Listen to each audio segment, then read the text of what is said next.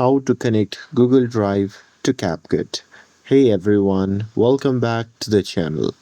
In today's video, I'll show you how to connect Google Drive to Capcut. So now, without further ado, let's get started.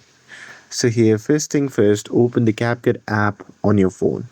And now here, once you're inside the app, just tap on New Video to start editing. And now here, on the next page, you'll be prompted in media selection screen.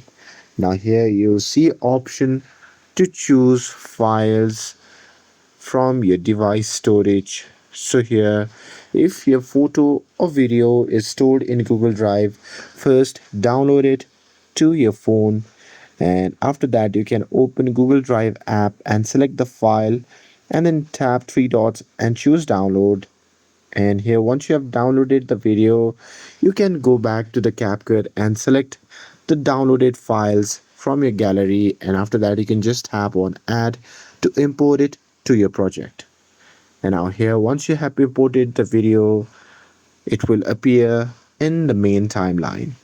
Now here you can trim it, you can clip it, you can add text, effects, music, or transitions.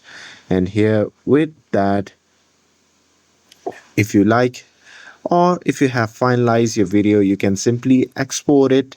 And here, once you have exported the video, if you like, you can also upload your video directly to the Google Drive by using the CapCut.